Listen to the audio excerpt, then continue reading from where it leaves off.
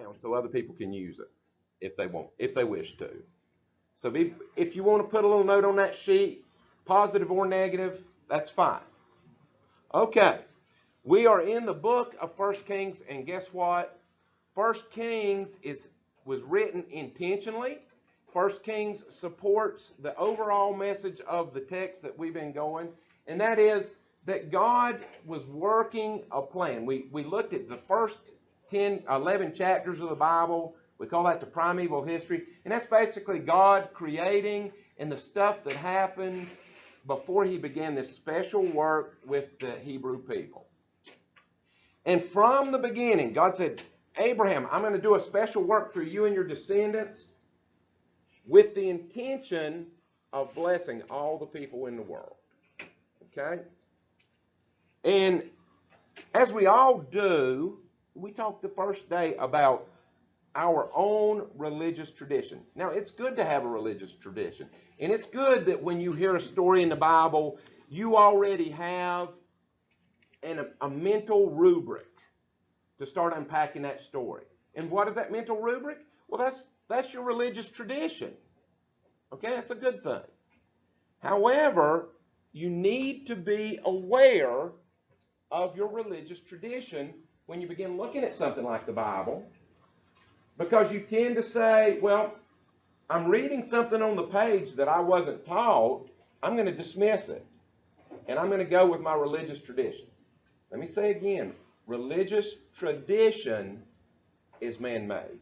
People made that over time. I believe what the Bible says is divinely inspired.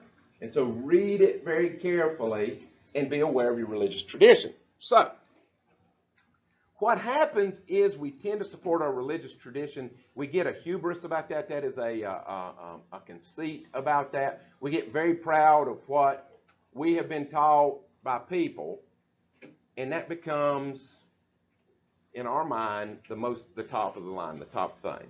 And I would counter that the Bible should be the top of our decision making as believers. Those who choose to believe the Bible, that it's what the Bible said that should determine truth for us. That's my position. So by the time we get to Kings, the people, they have this tradition of wandering in the wilderness. They have this tradition of, Moses splitting the Red Sea. But all that happened a long time ago. And how many here have seen a religious man's part the sea? None of us. And they become legends just like they are to us. And they say, we want to move forward. We want kings because all the other nations have kings. We don't want to be out of date. We don't want to be weird with our religion. And so what we see here is an evolution in the Hebrew people, where they went from being the children of God that God was kind of guiding through the wilderness to we're normal now, and we want kings. Is this a good thing or a bad thing? We can read the whole thing and we can kind of assess and say bad. This is normal. And this is what we all, people of faith, all want to be faithful to God and normal in our neighborhood.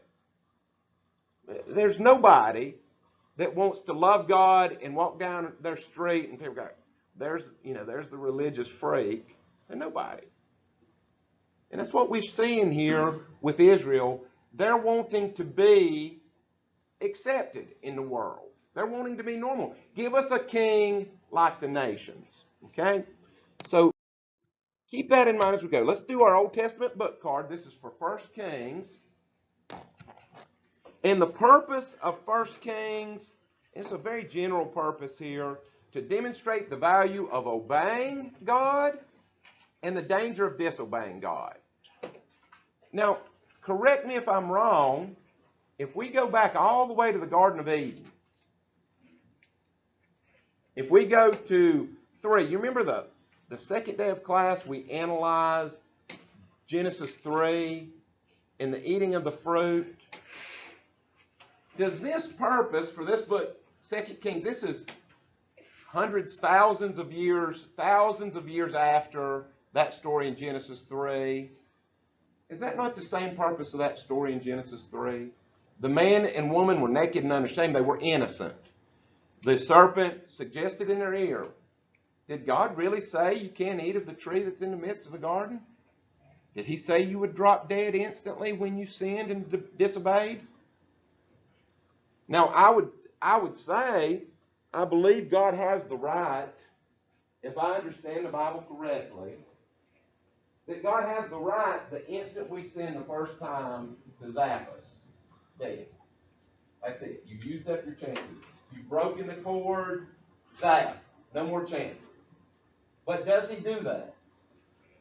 And so the serpent was telling them a lie. But still the same purpose, to demonstrate the value of obeying God and the danger of disobeying God. All right, here's some key texts. We'll look at those. And there's your one-sentence survey, summary. Solomon, we start out with Solomon, right at the end of King David's reign. And I think it's at King David, it's with King David, we see he starts out very much being God's man, and then he gets old and he starts to slip.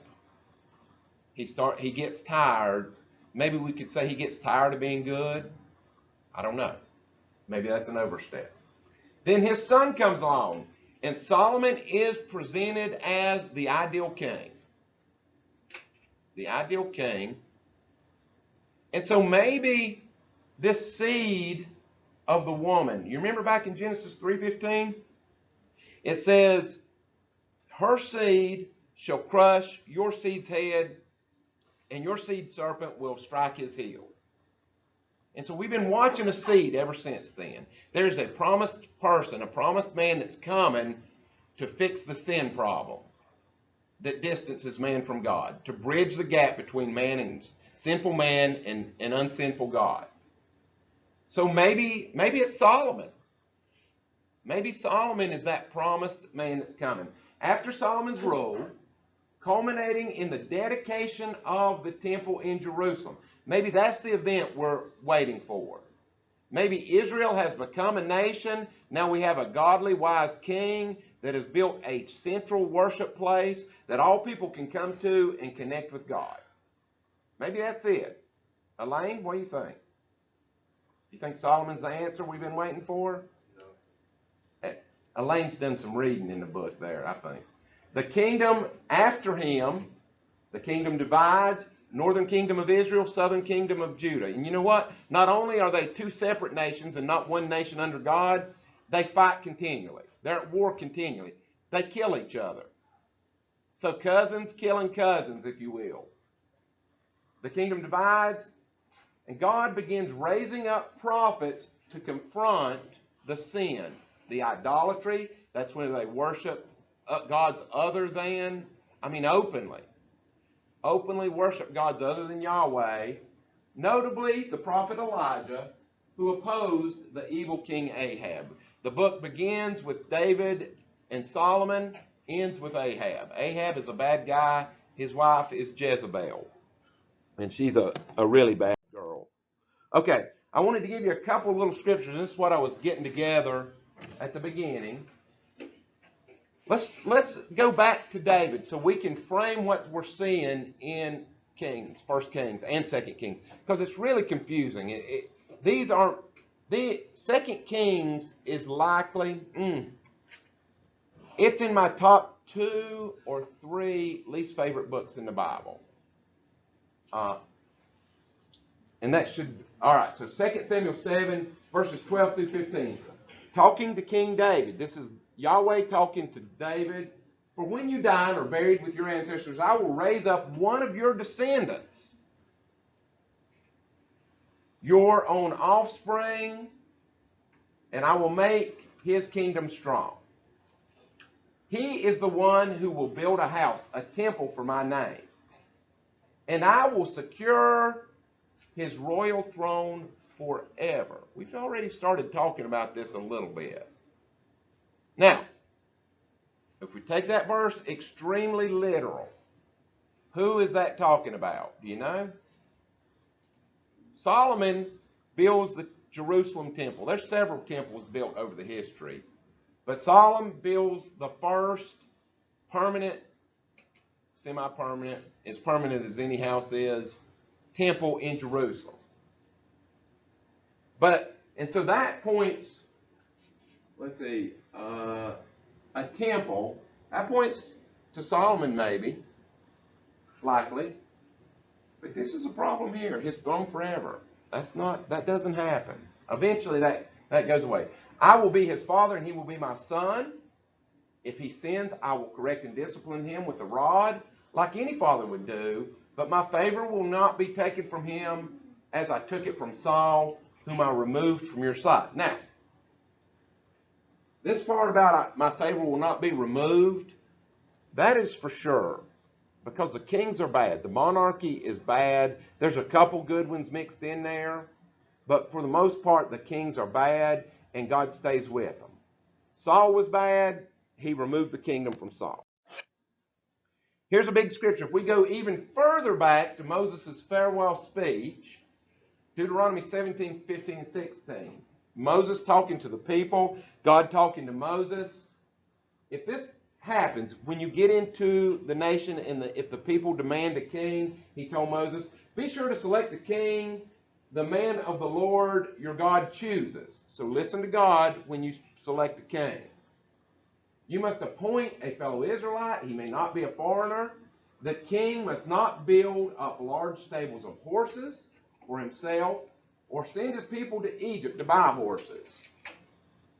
The king shall not look for status. Now, if you remember in the book of Judges, as we were going through, and you remember when we were doing the 10, the real short, where they just had a line or two about each judge, how progressively as you went through, more and more the judges were about status and riding around on horses with a big group and showing people their power, and less about praying and leading the people religiously. The king must not take many wives for himself, because that is a mark of a secular king, and that is not pleasing to God. All right? That is the culture. That's what kings in their world do. That's normal. That's just normal society for a king to have lots of wives. But God says, no, that's not my intention. He must not have many wives for himself, because they will turn his heart away from Yahweh. And he must not accumulate large amounts of wealth and silver or gold for himself. When he sits on the throne as king, he must copy for himself this body of instruction, the Bible. Remember, it was handwritten at that point. He must have his scribes write the Bible down on the scroll in the presence of the Levitical priests, to ensure that they're not rewriting the Bible to fit the king's needs. That was normal. Most of the things we have in the ancient world come from the king, because the king writing was new technology, like really new technology, like stuff you can't get at the iStore or whatever. Do they call it an iStore? iPhone? I don't know. Apple Store. Yeah, you can't go to the Apple Store and get writing back then. Only kings had it, and what the kings did is they would tweak stuff to make themselves look good. He said, do it in front of Levitical priests so the king can't, say, well, nobody should have lots of wives except the king, says the Lord. That's not in the Bible. He must always keep that copy of the Bible with him and read it daily as long as he lives. Okay, this is not just for the king. This is the intention for all people. If you are a believer and you are not reading the Bible regularly, then you're not acting as good as you would like to act, I'll guarantee it. And, well, even if you read the Bible, you're probably not, but you're probably more aware of it if you read the Bible. And you're going to ask yourself occasionally, I can't always feel God's presence in my life. The Bible is the key for us. It is a tangible, black and white document made for human beings, and it's been it is the number one selling book in human history. and it's in over 200 languages. All right? Have a Bible, and if you are a believer, you need to read that Bible daily. That's not just for the king. That way, he will learn to fear the Lord. That is respect. Live a life that is respectful to Yahweh, his God, by obeying all the terms of these instructions and decrees. This regular reading will prevent him from becoming proud. And again, back to the religious tradition, we can get proud in our religious tradition. And we can begin looking at people that don't have the same religious tradition as lesser than us. And I'll tell you what, if you're a Christian and you ever let yourself think that you're better than anybody, then you misunderstand your own faith. Okay? You misunderstand what Christianity is about. I know people do it, but that is unchristian behavior. This regular reading will prevent him from becoming proud and acting as if he is above his fellow citizens. It will also prevent him from turning away from these commands in the smallest way, and it will ensure that he and his descendants will reign for many generations in Israel. Okay? Those things are the background, the premise behind 1 Kings. Now let's get to an outline here. 1 Kings 1 through 4 is dealing with Solomon's reign. Okay, let me get over here to my notes. All right, so the first thing that we see right at the beginning of 1 Kings is David's old age. David has gotten really old. And you see this over and over in the Old Testament. The best leaders we have, Moses, Abraham, eventually even the best guys get old and can't lead anymore. Over and over. So what does it say about David? David, right at the first verse, David was now very old, and no matter how many blankets they covered him, he could not keep warm. So you know what they do? Anybody know what they do for King David? They get him a good-looking young lady. They say she's a virgin who sleeps with him. And we're talking about, somnolence, sleeping with him. And it goes out of its way to say David was too old to do anything. So she was there for warmth. It's just a funny little thing. But to describe how far he had gone from being a young warrior who could lead in a mighty way. They put a beautiful young virgin in the bed to warm him. And that's what she was for, is warm. All right? So he's no longer. So his oldest living son, he's lost his first three sons to various tragic things in 2 Kings. His oldest living son is Adonijah. Adonijah. That means Yahweh is Lord. Jah is Yahweh, contraction of Yahweh, and Adonai is Lord. My Lord is Yahweh, is what that name means. So this should be Adonijah's plot to become king. He is the oldest living son, and he starts a plot to become king. 1 King 5, David's son Adonijah began boasting, I will make myself king. Okay, a lot of problems there. We just read how God should appoint the king. So he provided himself with chariots, and he recruited 50 men to run in front of him. Does that sound familiar?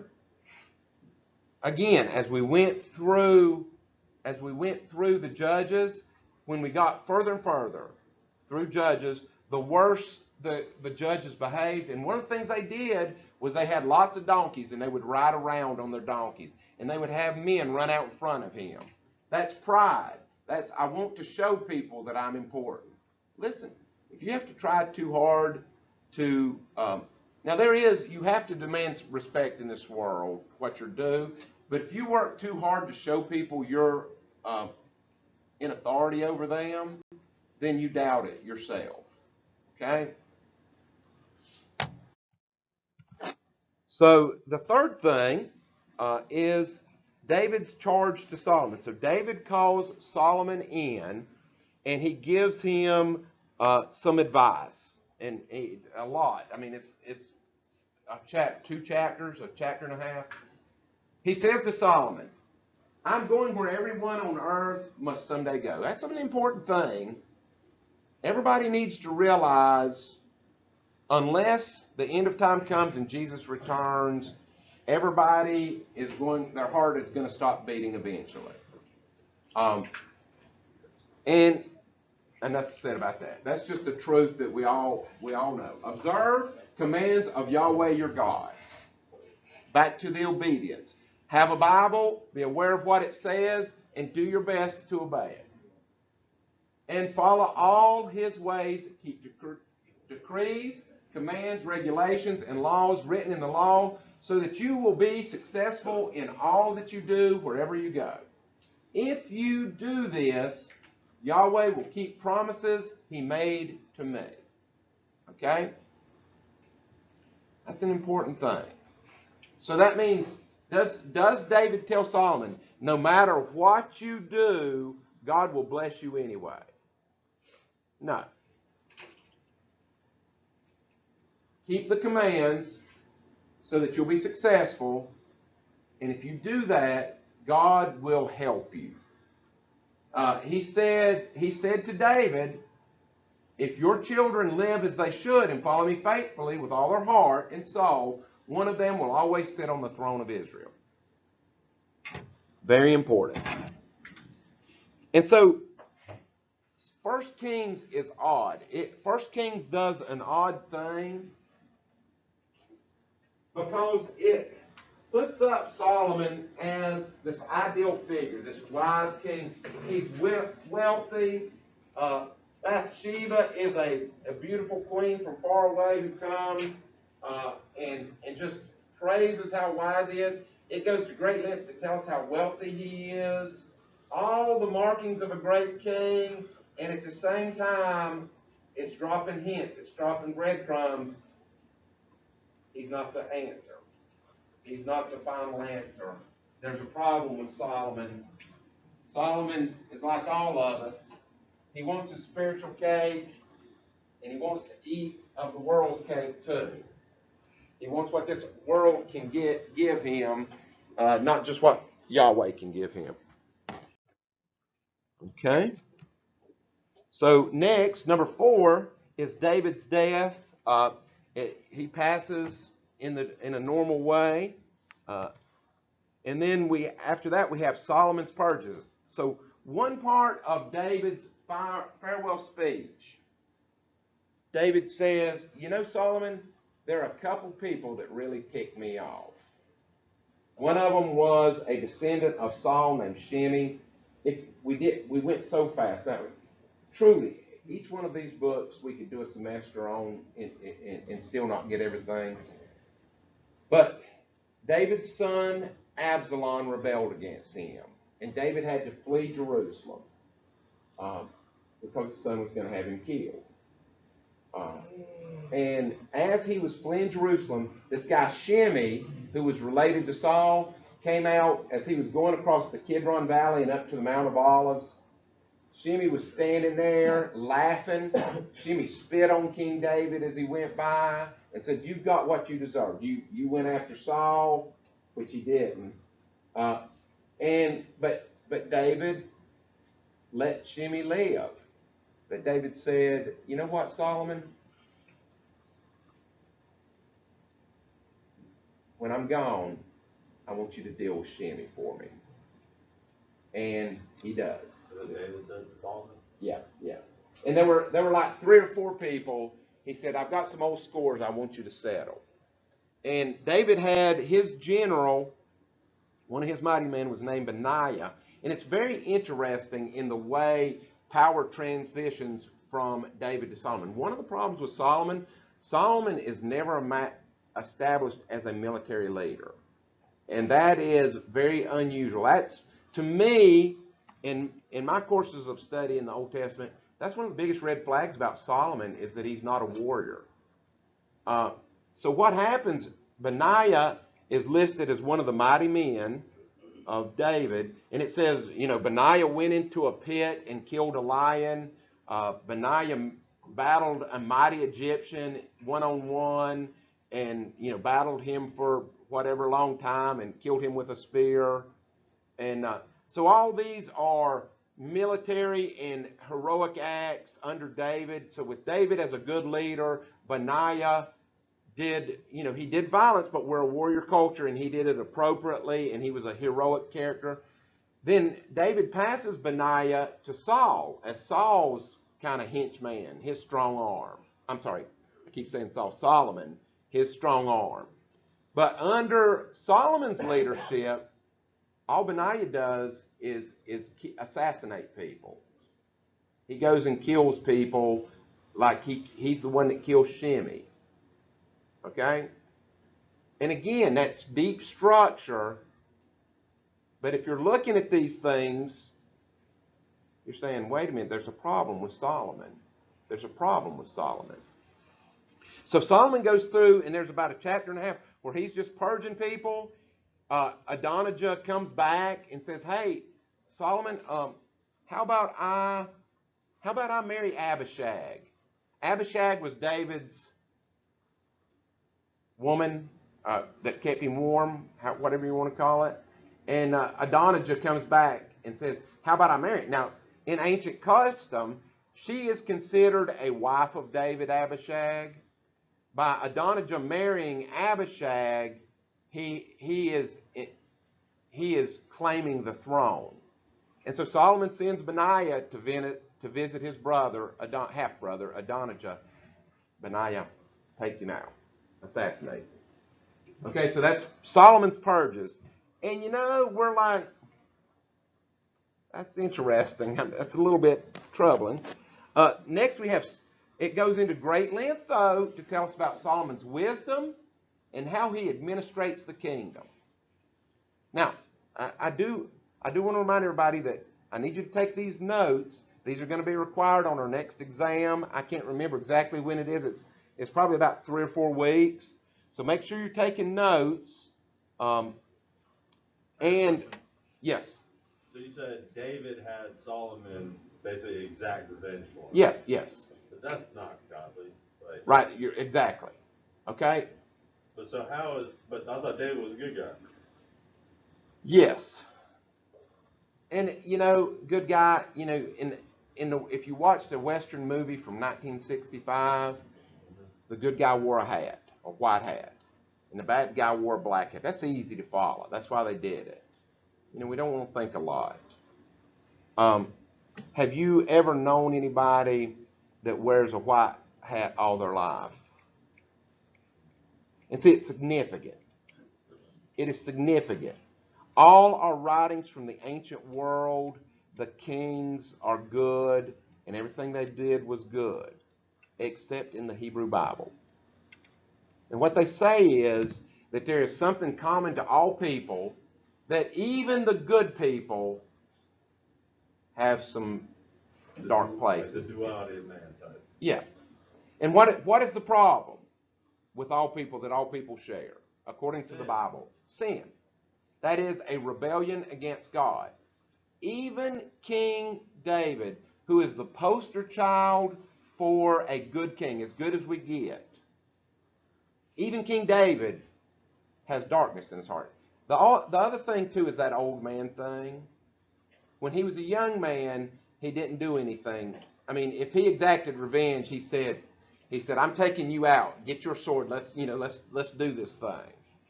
And that was a bold and straight up thing. But when he got old, there's a story at the end of 2 Samuel where Solomon goes out to fight the Philistines. And like he always did, these generals are not back at headquarters pulling the strings. In the ancient world, the general is out there cracking heads together. So David went out to fight with his mighty men and is about to get killed by a Philistine. And Abishai, which is very close to Abishag, but Abishai, one of his mighty men, I think he's a cousin of David's, steps in and kills the Philistine and saves David. And his mighty men say, you can't go out to do war anymore. All right, that's a sign he has declined and he can't lead us anymore. And it's at that point he starts doing things. Go back to Moses. Mount Sinai is the pinnacle. after Mount Sinai, Moses is weak and vacillating. There's a case in Numbers 25. They just went through Moab. Moabite women start coming into the Israelite camp. And they're all wearing the low-cut shorts and the Daisy Dukes. And they're saying, hey, big boy, you know. And so the Israelite men start looking and running around with these Moabite women, right? That's bad. That's bad news. And there's one particular that walks in front of Moses and the priest, and they're standing by the tent of meeting, and he walks and he takes her into his tent. Okay? I won't give you the HBO version. I'll give you the Sunday school version. They went in the tent. Who knows what they're doing in there? And it says Moses and the priest wrung their hands and wept. All right, that's weak. Phineas, a Levite, Phineas, grabs a sword and goes in and shish kebabs them in the act. All right? And that is an indictment of Moses. Moses does nothing. Phineas brings justice for them doing this, an abomination, openly. Okay? And so that is a theme that don't put your faith in men. Put your faith in God, because even Moses, even King David are going to get old and not be able to lead us to God. Do not put your faith in men. And that's why I said in the other class, I was talking about government systems, and somebody asked me about, should Christians, be really politically active, and asking me political questions. And I will say because I think that we are called, Jesus said, render unto Caesar what is Caesar, and render unto God what is God's. Christian people, religious people, and I'll tell you, in the United States, 2021, all religions are equally vulnerable to government persecution. So I think all religious people kind of stand together now, which is odd. I mean, I'm seeing now, even atheists that believe in constitutional rights are aligning with conservative Christians politically. Anyway, that's neither here nor there. I don't want to tell anybody what to do. I believe people of faith have to participate in the government. We are called to participate. That means vote. And so a Christian should educate themselves on the candidates, should educate themselves on the issue, and they should pray, and then make a godly choice and go and vote. What we are not to do is be activists. We are not to be, I don't think, this is the way I read the Bible, we are not supposed to be stockpiling machine guns to force the government to be Christian or anything like that. But we are to participate. Does that make sense? And so that's not an endorsement of anything. That is just, we are to participate. But eventually, according to the Bible, it's going to be illegal to be a Christian. And we're going to be hunted down and killed for our faith. And so what that tells me is participate. Huh? Where does it say that? In Revelation. It says the blood of the martyrs is under the temple table. And they cry out for justice. And I would say probably about Revelation between 10 and 14, something in there, but I may be off on that. Now, you think that's a literal? That's a $64,000 question. It's highly symbolic. It's meant to be symbolic, but it's also meant to be true. And so you have to, when you're doing apocalyptic literature, you have to use a different interpretive method. And so they keep it broad, kind of. Yeah, and knowing that something that it's told symbolically, but in that symbolism is truth. And so you have to be careful in the way you unpack it. So, anyway, that is going off. The point. A Christian is not to put their faith in human government. We are to participate in it, but they ain't no political candidate going to save us and fix things. Because the problem is the problem that all people share, and that's sin. People that are in power want to keep their power, and they want more power. And people that are not in power want to take the power from people that are in power, and once they get it, they're going to keep it. Okay? That's a sin problem. And that's all of us. That's all of us. And so government will never fix the sin problem for any people anywhere in the world. There's no system of government that will ever fix our desire to be powerful and popular and to be number one. That's sin. Because, you know why we want to be number one, according to the Bible? Is because we were made to worship God. We are life support systems for a worship machine. That's why you exist. And if you don't believe me, try 1 minute. Sit somewhere. Go somewhere where there's no other people. There's no stimulation of any kind. Cut out the lights and sit there for 1 minute and have a blank mind where you don't worship. You don't think about anything. It is absolutely impossible because you were created to worship. And some priority is going to come in your mind. It may be sports. It may be a good-looking woman. But you're going to think, or man, good-looking man. Of course, I'm a male, so I speak from a male perspective on things. But you're going to think about something because you were created to worship. Right? Right? He's saying, you're agreeing with me, aren't you? And sin separates us from what we're supposed to worship. So what do? We fill that hole with something else. So try to think about nothing for a minute. And if you can do it, come back and tell me and I'll stand corrected. But we were created to worship, and we worship something all the time. That's the problem. That's why there is any problem that you hear about in the modern world today.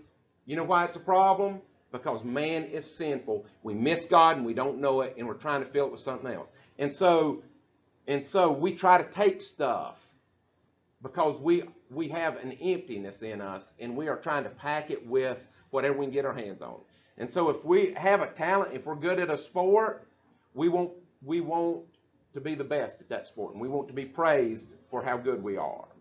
And we want to win. We want to win. We want to be first.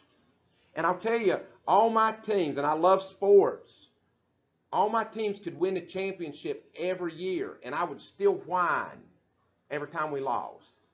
We could go on and win it. 10 in a row championships. Would I be satisfied with 10 championships in a row? No. I'd want my team to win number 11. And you know, it's the teams that win all the time that their fans get the most upset when they don't win. The problem is sin. And it's because we miss God and we want relationship, but we don't realize that's what it is. So we fill it with stuff. I want to be wealthy. I want to have the right car. I want to get lots of likes on the internet. It's a common problem. And that's why there are things like in our world, like racism, date rape, whatever. The problem is sin. Everybody is trying to fill that hole with something other than God. Okay? So, I believe it. I absolutely believe it. I am here because I believe everything I just said. All right? And I want to share what I think. All right. Let's get back to our notes. Any questions about that? I don't want to leave it abruptly. I just realized I'd gone on a long tangent. Solomon, so we see a dual thing going on here, and it makes 1 Kings tricky to read because on one hand, it is telling us, it details how much money Solomon had, how many building projects he's doing. He has built, this is the man who builds the temple finally. We've been waiting for a permanent temple for years, and here's Solomon doing it.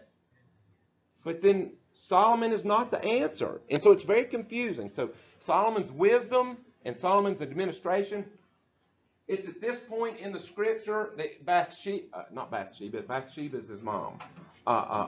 Queen of Sheba comes. And she is this, famous, beautiful queen. And she comes to praise Solomon's wisdom and all his stuff that he has. It says in 1 Kings 3:9, give me an understanding. So Solomon then prays to God, and he says to God, God appears to him in a dream and says, Solomon, what do you want? What can I give you? And Solomon says, a very correct thing, a very right thing. Solomon says, give me an understanding heart. Give me wisdom, so that I can govern your people and know well the difference between right and wrong. For who by himself is able to govern this great people of yours? That's the right answer. That's the yes. Solomon wasn't the wisest king. It was Yeah, he is considered, that's the title he gets, the wisest king. And God gives him wisdom. We have stories. There are lots of stories about how wise he was. Two women come, two prostitutes come, and they live in the same house. Both of them have a kid, and one of them, their son dies. She goes at night and gets the other one's living son and puts her dead son with the other woman. And they come before Solomon to make a decision. And Solomon says, hold the baby up. And one woman says, no, this is my son. And the other woman says, no, she stole my son in the middle of the night. Solomon says, okay, cut the baby half in two, give half to one mother and half to another. The woman who was the real mother and had the child stolen said, no. Give the child to the other woman. And the other woman says, yeah, give her to me. Solomon says, give her to the woman who cares for the child. So just as an example, there's several stories about his wisdom. Okay? And this is why I'm saying it's a little bit confusing book, because we get these stories about how wise he is. And he prays the right thing here, doesn't he? But let's see how it goes with him. So the next section, 1 Kings 5 through 8, we focus on the temple construction. Let's look at that scripture, 5:45. Chapter 5, verses 4 through 5. But now Yahweh my God has given me peace on every side. That was the peace. And this is an important thing. Going back to the very beginning lessons, we were talking about the nature, the big picture of the world. Solomon is king at the high point of the weakness of the major powers. This is the high point of Israel with Solomon. They are the strongest. Their borders are the biggest that the nation ever was, still, with Solomon. And it is because Assyria was weak, Babylon was weak, Egypt was weak, okay, in world history. And so there was just a little pocket here where Israel could rise to a moderate to high moderate power in the world. I have peace on every side. I have no enemies. That's not completely true. There are some enemies lurking around. All is well. So I am planning to build a temple to honor the name of Yahweh my God. Good. Just as he instructed David. If you may not remember, but at one point David said, you still don't have a place to live. You still live in the tent, the tabernacle. God says, that's not for you to do. Let your son do that. Let your descendant construct a temple. So they go into great detail about all the materials that they collect to build this temple, all the gold, all the fine wood. They go through the construction detail. It's a big thing. It takes 7 years to construct this temple. And it was considered one of the wonders of the ancient world. The 7 wonders of the ancient world, Solomon's temple is listed as one of the ancient wonders. Now, but it's very interesting. We're going along about the construction, which takes a total of 7 years. And right in the middle of that story, all Solomon's attention turns to building his own palace. And it took him 13 years to construct his own palace. Anybody got a problem with that? Or anybody see a little hint there? Emmanuel? He made his house nicer than the house for Yahweh. And so even though the temple is a 7 wonder of a world, it was only about half as nice as the house he made for himself. Again, that's a clue. There's a little problem in there.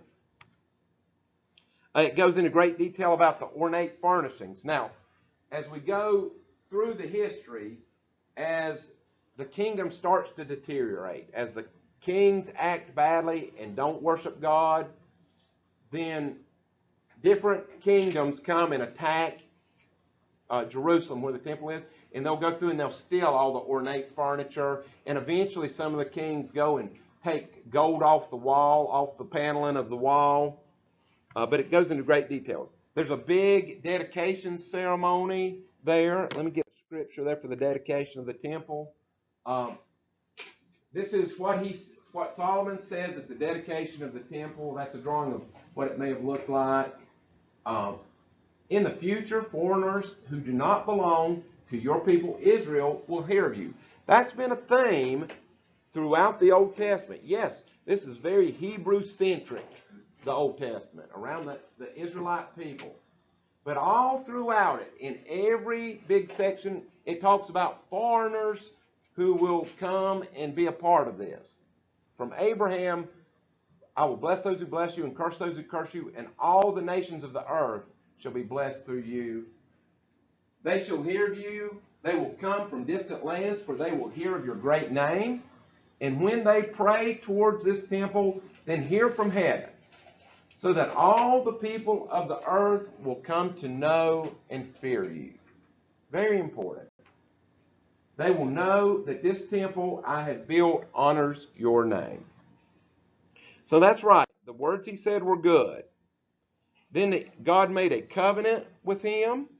Again, it goes through listing his achievements and the great glory that he received. 1 Kings 9, 6 through 9. He gets a warning.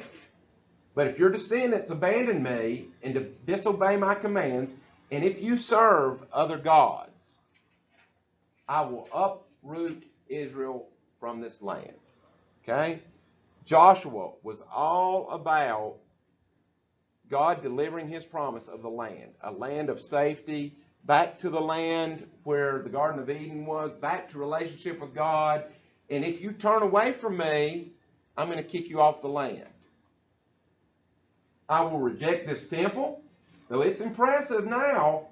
All who pass by will be appalled when they look at the temple and will gasp in horror and ask, why did Yahweh do such terrible things to this temple? Because his people abandoned Yahweh their God, who brought their ancestors out of Egypt and worshiped other gods instead. Okay? Warnings throughout. There's warnings.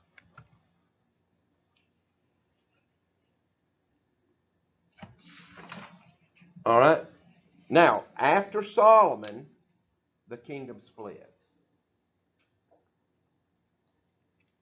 And that's the biggest indictment on Solomon is his legacy. After he dies, the kingdom splits in two. So it goes into what was Solomon's big failure. Now, King Solomon married many foreign women. Okay, flashback to Deuteronomy 17 for a moment. And what did it say? It said specifically, don't take a bunch of foreign wives. Don't marry more than one woman, I would say. Okay? From Moab, Ammon, Edom, Sidon, Hittites. Yahweh had clearly instructed the people of Israel, you must not marry them because they will turn your hearts to their gods. Yet Solomon insisted on loving them anyway. He had 700 wives and 300 concubines. And in fact, they did turn his heart away from Yahweh. See that last phrase? He started out great and wise and had everything in the world. And because he disobeyed, he ate the forbidden fruit. It turned his heart away from God.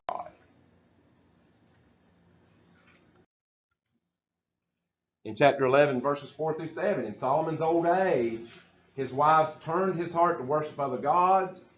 Ashtaroth, that she's a fertility goddess, a Canaanite goddess. They would put poles up in worship of her.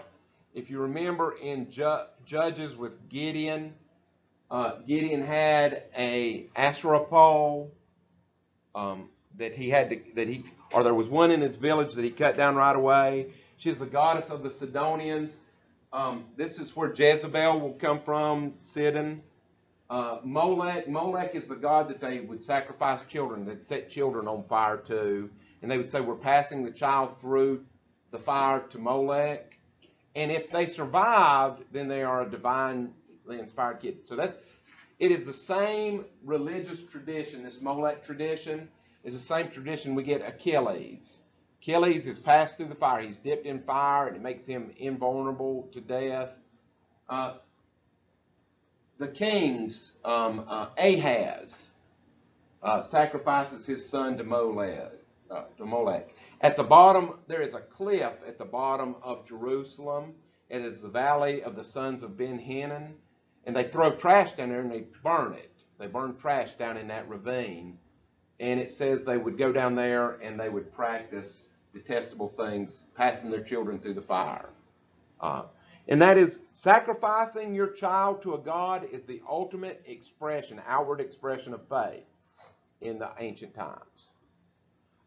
Molech, detestable god of the Ammonites, on the Mount of Olives, he even built a pagan shrine for Chemosh. Detestable god of Moab, another for Molech, detestable god of Ammonites. So not only did he turn his heart from God, and he had built a temple for God, for Yahweh.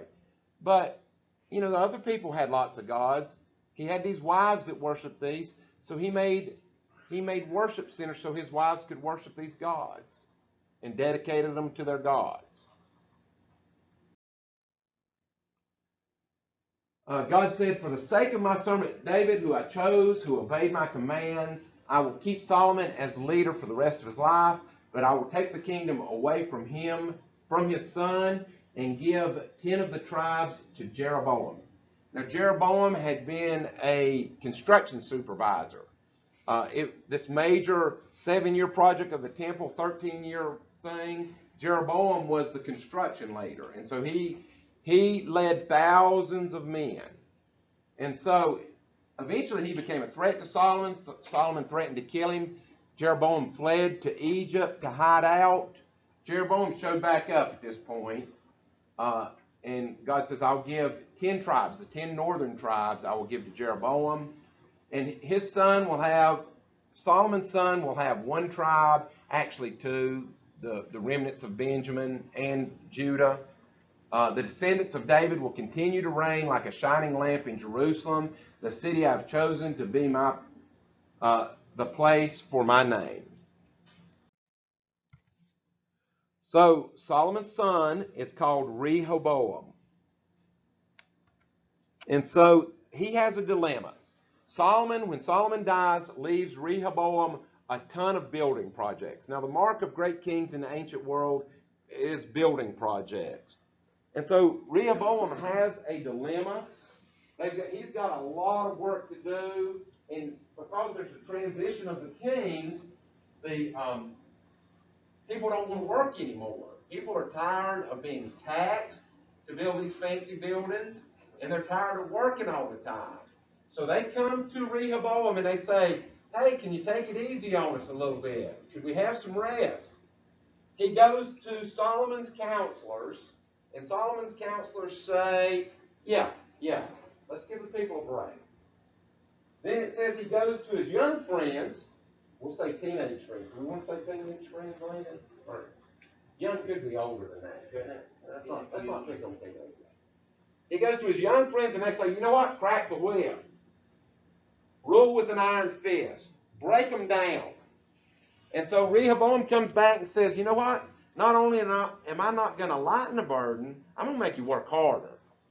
And it's at that point that, he got bad counsel, and it's at that point that the nation just splits, literally. Northern kingdom of Israel, southern kingdom of Judah. 2 different kings, 2 different kingdoms. And that Israel's rebellion, and immediately they call Jeroboam to be their king, and immediately they start fighting. So I'm sorry? Northern kingdom is called Israel, and the southern kingdom is called Judah. And you'll hear both terms. You'll hear northern kingdom and you'll hear Israel. So from here on out, the rest of the Bible, if we say Israel, most likely we're talking about that northern kingdom. And they were almost always apostate. They set up their own king. They built an alternative temple at Mount Gerizim. Mount Gerizim is right beside Shechem. If you remember, those that did the Abimelech story in Judges, Abimelech killed all of his brothers except one who went up on Mount Gerizim and started hollering down and told a story about trees and the king of the trees and stuff. Anyway, Mount Gerizim is where they built the temple, and then they make their capital at Samaria. So by the time we get to the New Testament, the Samaria is a bad place to the Jews. And Jew is just a contraction of the Judahites, the tribe of Judah. Then Jeroboam is evil. Jeroboam is evil. He immediately sets up, he immediately gets golden calves. Have we heard about golden calves before? He puts one in Bethel and he puts one in Dan so that people in the northern kingdom can go and worship the golden calves. That's the idolatry. Let's see where I got off my page here.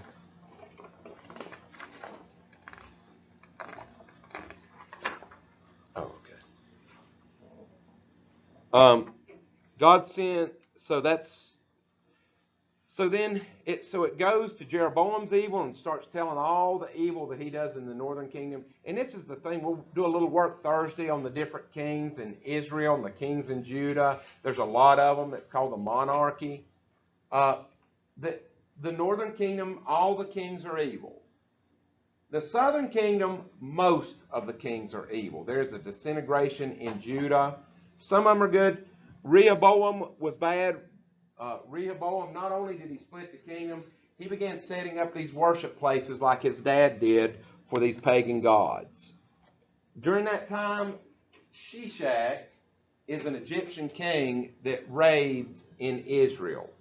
And what's nice about Shishak is he left a stone pillar in Egypt, and he talked about this campaign that is talked about in the Bible. Now in the Bible they downplay it. They say Shishak came, he laid siege to Israel, and he is the first one to go into the temple and start taking the gold plates and things that Solomon had left in there, the furnishings.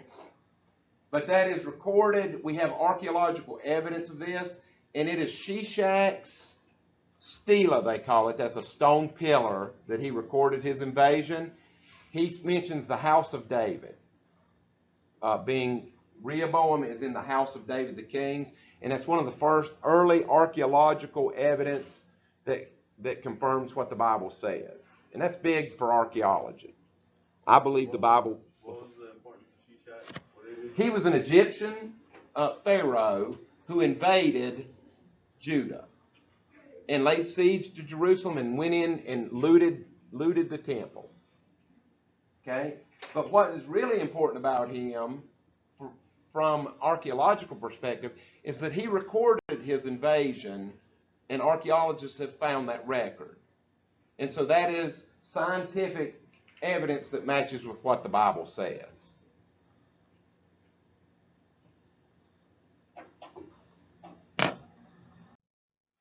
All right. So then we have in the southern kingdom, Rehoboam's son is Abijah, and he was evil. Then Abijah has a son, Asa, and Asa starts out good. Asa kind of ends very weakly. Again, it's disintegrating, but Asa is considered one of the good kings. And I'm just giving you a real quick outline here. Back up in the northern kingdom, Jeroboam's son is Nadab. Baasha is his nephew. Baasha assassinates Nadab. Just like the kings of the world, and Baasha is evil. Both these guys were evil. Pretty much, if they're in the north, they're evil. Then along comes a guy named Jehu. Jehu is the general of Baasha's army, and he is told to go and wipe out Baasha. So he assassinates Baasha, kills. Then he goes by. These are the family. He goes through and purges everybody that's related to Baasha, just wipes them out. And then we get down to Elah, Jehu's son. Zimri is Elah's general. Zimri kills him. Zimri is king for 7 days. I think Elah was king for 2 years before his general kills him. And then Omri is Zimri's general, or another general with him. After 7 days, Omri kills Zimri. This is again in Israel. And then Omri's son is the wicked Ahab. And he marries Jezebel, who is a Sidonian. And she actively campaigns to put down Yahweh worship and worship the gods of her kingdom. And that's why Jezebel is a byword. When we hear the word Jezebel is someone who is bad or evil. Now this is very important. So this is detailing the decline when we turn our back on God, what happens to us. Then enter the prophet Elijah. Okay? So God begins to intervene again at this point and begins to send prophets. And Elijah, and we'll work on this on Thursday a little bit, but Elijah is intentionally shown to be similar to Moses. There's a lot of parallels between Elijah and Moses. In fact, when Jesus, there's a thing in the New Testament called the Transfiguration, where Jesus sees two ancient people. It's Moses and Elijah that meet with Jesus. And Peter watches and it goes, and he's dumbfounded and he goes, Lord, should I build 3 tents? Set up 3 tents where he doesn't know what to say. Anyway, we got to quit there. We'll pick up here and we'll work on 2 Kings on Thursday. Thank you for your hard work.